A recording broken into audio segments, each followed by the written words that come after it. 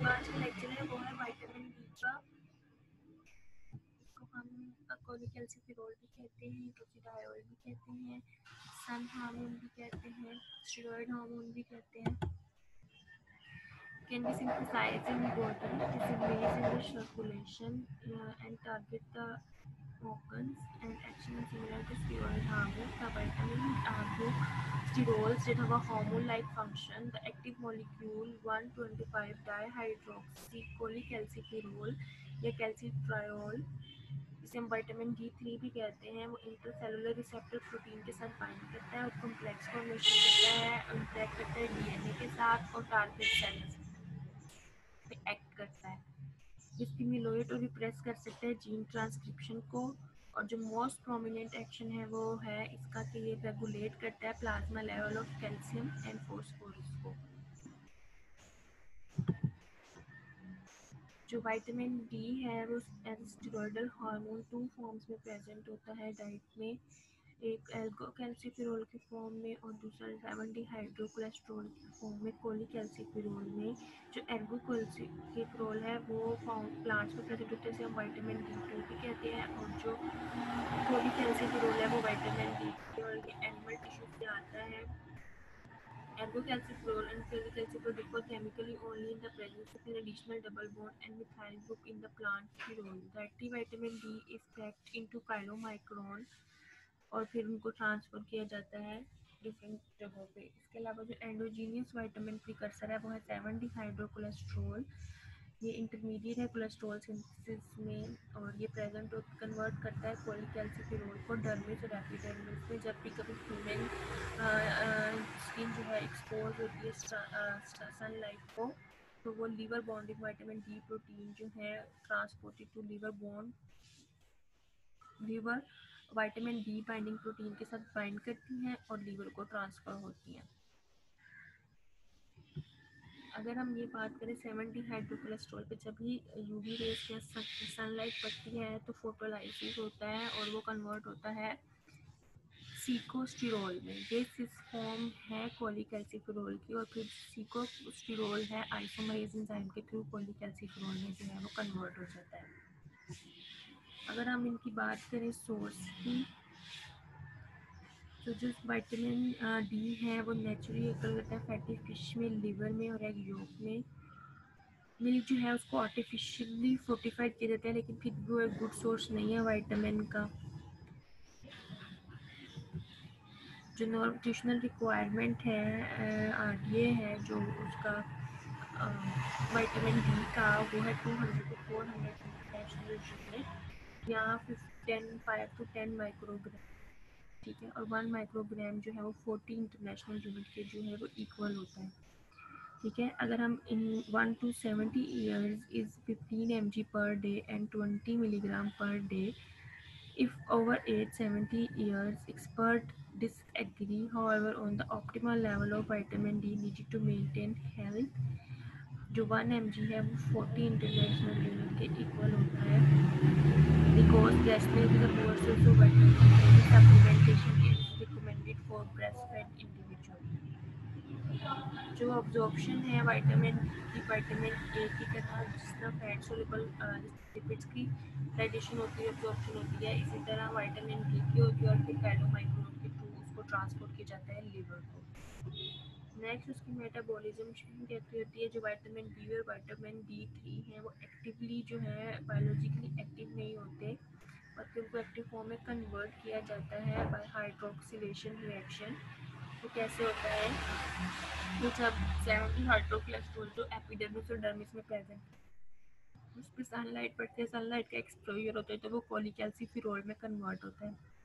कोलिकैल्सिफेरॉल जो है उसको जो है बाइंडिंग प्रोटीन जो है वो लिवर में लेके जाती है, जहाँ पे उसकी कार्बन नंबर 25 पे हाइड्रोक्सिलेशन होती है by the hydroxylase enzyme. Hydroxylation मतलब उसके 25 नंबर जो कार्बन है उसके ऊपर हाइड्रोक्सिल ग्रुप जो है वो ऐड होता है, इसे हम कहते हैं 25 हाइड्रोक्सी विटामिन डी, ठीक है। उसके बाद जो है the first hydroxylation at 25 position and its catalyzed specific 25 hydroxylase enzyme in the liver. The product of reaction is 25 hydroxy cholecalciferol, जिसे हम कैल्सिट्रायोल भी कहते हैं, is the predominant form of vitamin D in the plasma and major storage form of vitamin D. Vitamin D25 hydroxyl D3 is further hydroxylated at the 1 position by 25 hydroxycalciferol 1 hydroxylase. फिर जो binding proteins हैं, vitamin D binding proteins हैं, liver से kidney में लेके जाती है, जहाँ उसकी 1 नंबर कार्बन पे हाइड्रोक्सिलेशन होती है by the help of enzyme hydroxylase, और जो रिजल्ट परफॉर्मेशन होती है वो है calcitriol 125 dihydroxy calcitriol. This one as well as the liver donor are cytochrome P450 proteins. Next 125 hydroxy जो प्रोटीन है वो रेगुलेट करता है मोस्ट वोमिटेड विटामिन डी वेलाइटा और slightly regulated by the level of plasma phosphate and calcium ions. 25 hydroxy cholecalciferol 1 hydroxylase activity is increased directly by low plasma phosphate or indirectly by low plasma calcium, which triggered the secretion of parathyroid hormone from the chief cells of the parathyroid gland. PTH regulates 1 hydroxylase. This hypocalcemia caused by insufficient dietary calcium result in effective level of 125 dihydroxycalcitriol.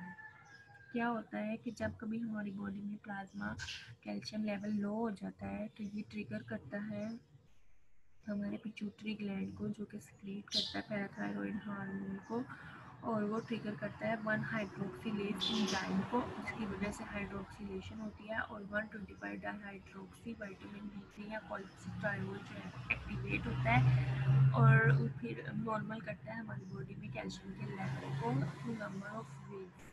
जो function है biological vitamin D के, एक तो kidney पे impact करता है, calcium homeostasis को maintain करता है, एसिड बेस प्रेशर रेगुलेशन करता है, बोन फॉर्मेशन में हेल्प करता है, कार्डियोवैस्कुलर इंप्रूव करता है और न्यूरो डेवलपमेंट एड करता है.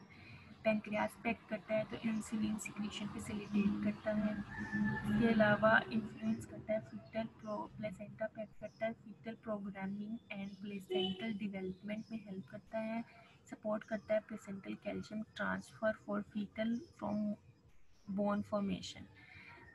लंग्स, कोलोन, स्किन, प्रोस्टेट और ब्रेस्ट पैक करता है तो सेल साइकिल को रेगुलेट करता है, इनहिबिट करता है सेल प्रोलिफरेशन को, अपोप्टोसिस रेगुलेट करता है और एंजियोजेंस इनहिबिशन करता है. नेक्स्ट इज मैक्रोफेजेस पैक करता है तो इम्यूनोमोड्यूलेशन करता है, इनेट इम्यूनिटी इनहेंस करता है, एक्टिवेट करता है कैल्शियम और फॉस्फेट को, जो पिट्यूटरी ग्लैंड जो है वो एक्टिवेट करता है, रिलीज करता है पैराथायरॉइड हार्मोन, वो 1 हाइड्रोक्सीलेज एंजाइम को एक्टिवेट करता है और वो कैल्सिट्रायोल की फॉर्मेशन करता है, तो वो इंटेस्टाइन पे, बोन पे और किडनी पे एक्ट करता है और रेगुलेट करता है कैल्शियम और विटामिन डी के लेवल को. जो विटामिन डी का इफेक्ट है, विटामिन डी के इफेक्ट है इंटेस्टाइन पे, उसमें जो कैल्सिट्रायोल स्टिमुलेट करता है intestinal absorption of calcium. 120 enter करता है इंटेस्टिनल सेल को और साइटोसोलिक रिसेप्टर के साथ बाइंड करता है, रिसेप्टर कॉम्प्लेक्स बनाता है और न्यूक्लियस की तरफ मूव करता है और where it selectively interacts with response element on the DNA. As a result, calcium uptake is enhanced by increased synthesis of specific calcium binding proteins. Cal binding, thus the mechanism of action of is typical steroid hormone.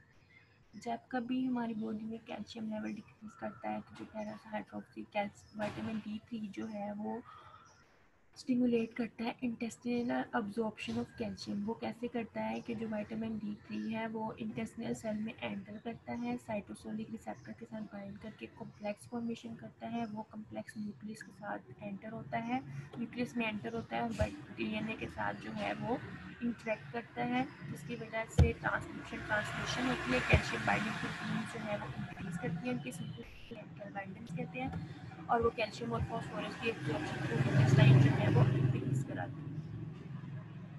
Next bone पे कैसे effect करता है, जो vitamin D stimulate करता है mobilisation of calcium from bone by a process that require protein synthesis and the presence of parathyroid hormone. The result is an increase in plasma calcium and phosphate. Therefore, bone is an important reservoir for the plasma levels. क्या होता है कि जो vitamin D3 है वो एक कैल्सिट्रायोल जो है वो एनाबॉलिक एंड कैटाबॉलिक रोल दोनों को फॉर्म करता है। ये बोन के मिनरलाइजेशन को प्रमोट करता है। इसके अलावा वो पैराथायरॉइड हार्मोन स्टिमुलेट करता है और मोबिलाइजेशन कराता है कैल्शियम और फास्फोरस की फ्रॉम बोन। इसे कहते हैं रिसोर्प्शन, कि वो बोन से कैल्शियम और फास्फोरस जो है वो ब्लड में आ रहा होता है। ये उसका कैटाबॉलिक फंक्शन है। नेक्स्ट किडनीज पे एक्ट करता है। किडनीज पे एक्ट करके वो रिजॉर्प्शन कराता है कैल्शियम और रीअब्जॉर्प्शन कराता है। जो कैल्शियम और फास्फोरस थ्रू यूरिन एक्सक्रीट होना होता है उसको दोबारा से रीअब्जॉर्ब करा देता है और एक्सक्रीशन को लेस करा देता है, तो हमारे प्लाज्मा में लेवल जो है वो ऑप्टिमम हो जाता है। The deficiency of vitamin D was due to not exposure completely to sunlight, inadequate supply, impaired absorption, abnormal due to vitamin D activation, मे भी किडनी में कोई इशू है और वो एक्टिवेट नहीं हो पा रहा, resistant to the effect of 125 hydroxy vitamin D की। अगर इंजाइम में कोई डेफिशिएंसी है या म्यूटेशन है तो भी फिर विटामिन डी की जो है वो डेफिशिएंसी होगी। Normal less greater than 30 nanogram per ml, insufficient 20 to 29 nanogram, deficient 10 to 19 and severe deficiency अगर less than 10 nanogram per ml आपका vitamin D का रेंज है और toxicity greater than 150 nanogram per ml पर होती है। जो विटामिन डी की डेफिशिएंसी है वो दो चीज़ें कॉज करती है। एक तो मेन जो है चिल्ड्रन में रिकेट्स कॉज करती है और अडल्ट में ऑस्टियोमलेशिया कॉज करती है। Decrease serum calcium, soft and pliable bones, bone deformities, delayed dentition and delayed closure of interior fontanel होता है। Vitamin D deficiency causes a net demineralization of bones, resulting in rickets in children. Ricket is characterized by continued formation of collagen matrix of bone but incomplete mineralization result। क्योंकि collagen formation तो हो रही होती है लेकिन जो उसके ऊपर मिनरलाइजेशन होनी होती है वो नहीं हो रही होती, जिसकी वजह से बोन जो है वो सॉफ्ट प्लाएबल रह जाती है। उसकी वजह से डिलेड क्लोजर होता है आपका ये फ्रंटल्स का। डेंटल हाइपोप्लेजिया होता है। पेक्टस कैरेंटम होती है, केज लाइक चेस्ट होती है, स्वेलिंग होती है रिस्ट और एंकल जॉइंट्स पे, बोइंग लेग्स होती हैं और वाइट स्ट्रक्चर्स होते हैं, रेक्टिक क्रोजेरी होती है, हॉरिजन सुल्फस होते हैं। Next is osteomalacia. इसमें भी कैल्शियम सेम चीज़ है लेकिन ये कोज होती है, इसको आप अडल्ट रिकेट्स भी कह सकते हैं। इसमें ऑस्टियोपोरोसिस के चांसेस इंक्रीज कर जाते हैं, बोन डिफॉर्मिटीज़ के चांसेस इंक्रीज कर जाते हैं। ऑस्टियोमिलेशिया में डीमिनरलाइजेशन होती है जो पहले से बोन प्रेजेंट होती हैं in pre existing bone, increase this susceptibility to fracture. Insufficient exposure to daylight or deficiency of vitamin D consumption occur predominantly in infants and the elderly. Vitamin D deficiency is more common in northern latitudes क्योंकि वहाँ पे ज़्यादातर जो sunlight है वो कम होती है, because less vitamin D synthesis occur in the skin as a result of reduced exposure to ultraviolet rays. इसके अलावा रीनल ऑस्टियोडिस्ट्रोफी भी एक डिजीज़ है जो कि कॉज होती है। उसमें क्रोनिक किडनी डिजीज़ जो है कॉज, जिन पेशेंट्स को किडनी डिजीज़ होती हैं उनमें एबिलिटी डिक्रीज हो जाती है to active vitamin D as well as increased retention of phosphate resulting in hyperphosphatemia and hypocalcemia. The low blood calcium causes a raise in pH and associated non-mineralization with decrease of calcium and phosphate. Supplementation with calcitriol is an effective therapy. However, supplementation must be accompanied by phosphate reduction therapy to prevent further bone loss and precipitation of calcium phosphate crystals.